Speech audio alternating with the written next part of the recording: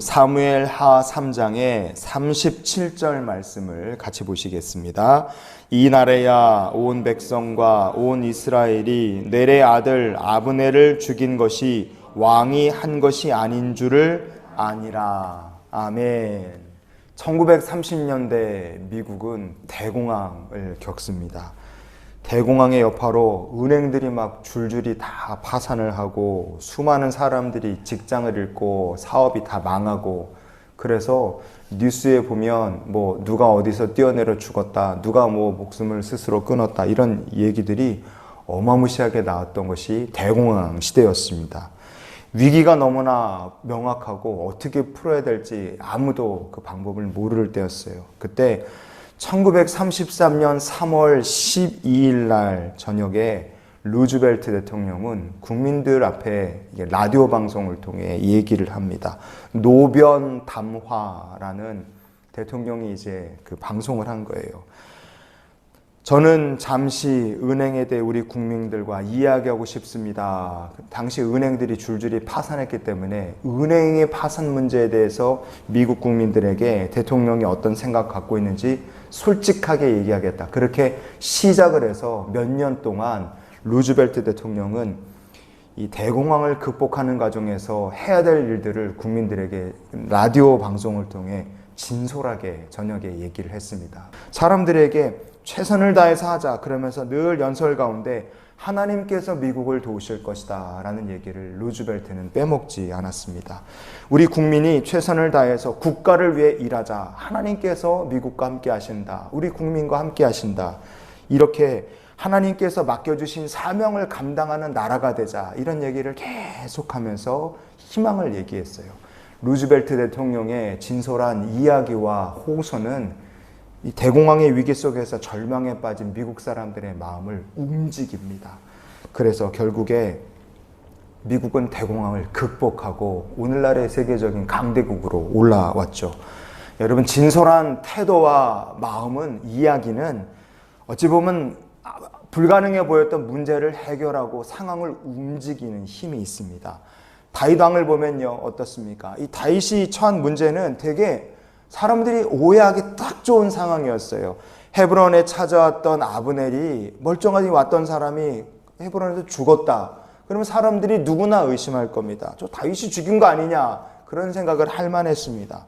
이게 그냥 아브넬 한 사람이 죽었다는 것으로 끝나는 것이 아니라 이 아브넬의 죽음 때문에 다윗이 오해를 받아서 동족끼리 싸우거나 하나님의 뜻하신 계획이 이루어지지 못하거나 여러 가지 문제가 계속될 수 있었습니다. 왜? 여전히 다윗은 반쪽짜리 왕이었기 때문에 그렇습니다. 그러나 다윗은 진심 어린 태도, 말과 행동으로 사람들에게 아브넬의 죽음에 대해서 본인이 정말 이 사건과 무관하다는 것을 몸으로 그가 증명을 해냅니다. 그는요, 다윗은 아브넬의 장례를 참 정중하게 치릅니다. 사무엘하 3장에 31절과 32절 말씀을 봅니다. 너희는 옷을 찢고 굵은 배를 띠고 아브넬 앞에서 애도하라 하니라. 다윗 왕이 상여를 따라가 아브넬을 헤브론에 장사하고 아브넬의 무덤에서 왕이 소리를 높여 울고 백성도 다 우니라. 아멘. 다윗은 자기 가족이라도 죽은 것처럼 열심히 진심으로 목 놓아 울고 제일 앞에서 아브넬의 상여를 따라갔습니다. 아브넬은 다윗의 원수예요. 그러나 그런 사람의 상여를 따라가며 울고 하루 종일 목 놓아 웁니다. 다윗은 아브넬을 위해 장례 지낸 동안에 하루 종일 밥도 먹지 않고 슬퍼하는 거예요. 오죽하면 백성들이 와서 뭘 좀 먹으라고 권하기도 해요. 사무엘하 3장에 35절 말씀해 보시면 석양에 뭇 백성이 나와서 다윗에게 음식을 권하니 그랬습니다. 이제는 백성들이 다윗더러 뭐 좀 먹으면서 기운 차리고 그만 좀 슬퍼하시라고 말할 정도였어요. 왜 이렇게 됐겠습니까? 다윗의 진심 어린 태도, 다윗의 그 진심 어린 말이 의심하던 백성들의 마음을 움직이게 된 겁니다. 오늘 본문인 37절 말씀에는 이렇게 시작합니다. 이 날에야 그랬어요. 이 날에야. 무슨 뜻이겠습니까? 요 아브넬이 죽고 장례를 치르는 이 모든 기간 동안에도 적지 않은 사람들이 요압이 아브넬 혼자 죽인 게 아니다. 분명히 저 사람이 아브넬을 죽인 그 뒤에는 이 큰 사고 뒤에는 다윗이라는 사람이 있을 거다. 그렇게 생각하고 의심하는 사람들이 많이 있었다는 뜻입니다. 아브넬이 죽으면서 다윗의 나라도 하나님의 계획도 어찌 보면 위기에 빠진 것처럼 볼 수 있었어요. 그러나 다윗이라는 사람의 진실한 태도, 그리고 위기 가운데 그가 드린 기도가 결국 오히려 위기를 축복으로 바꾸고 하나님의 뜻이 이루어져 가는 길이 되었다는 것을 우리가 잊지 않았으면 좋겠습니다. 다윗은 진실한 태도로 사람들을 대했고 위기 가운데 하나님께 기도했습니다. 아브넬의 죽음으로 다윗이 하나님께 드린 기도가 하나 있어요. 그것은 아브넬을 죽인 요압이라는 사람에 대한 문제였습니다. 요압은 힘이 세져서 아무의 말도 듣지 않아요. 이제 더 이상 제어가 안 되는 사람입니다. 힘이 강해지고 포악하게 구는데 하나님을 거역하는 사람이 되어가는 요압을 놓고 다윗은 하나님께 이렇게 기도합니다.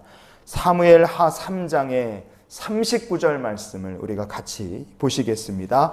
내가 기름 부음을 받은 왕이 되었으나 오늘 약하여서 수르야의 아들인 이 사람들을 제어하기가 너무 어려우니 여호와는 악행한 자에게 그 악한 대로 갚으실지로다 하니라. 아멘. 다윗은 악행을 저지르지만 아무도 막을 수 없게 된 요압을 놓고 하나님 앞에 기도합니다. 하나님께서 이 다윗의 기도를 잊지 않으셨어요. 나중에 요압은 어떻게 되느냐? 다윗이 죽은 다음에 후계자를 솔로몬으로 세우죠. 그러나 요압은 다윗의 아들이었던 아도니아를 왕으로 세우고 아도니아를 옛날에 아브넬이 그랬던 것처럼 허수아비 꼭두가시 같은 왕으로 딱 세워놓고 자기가 왕 노릇을 하고 싶어서 그렇게 아도니아를 지지했었죠. 그러나 교만했던 요압은 결국에 자기 뜻이 이루어지지 못하고 하나님께서 결국 요압이 스스로 무너져 내리게 만드십니다.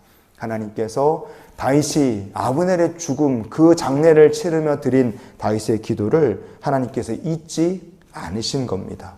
성도 여러분, 우리가 인생의 위기를 만난다. 내가 어떻게 할 방법이 보이지 않는다. 그때 우리가 하나님 앞에 진실하게 나아가고 하나님 앞에 정직하게 기도를 쏟아놓는 성도가 될 수 있기를 원합니다.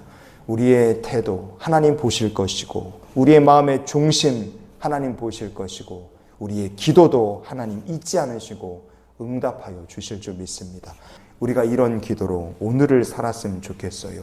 주여, 위기 속에서 항상 진실하고 계속 기도하게 하여 주시옵소서.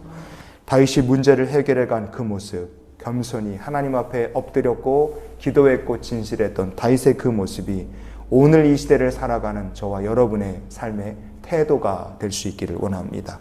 오늘 다윗처럼 주와 동행하시는 날이 되시기를 예수님 이름으로 축원을 드립니다.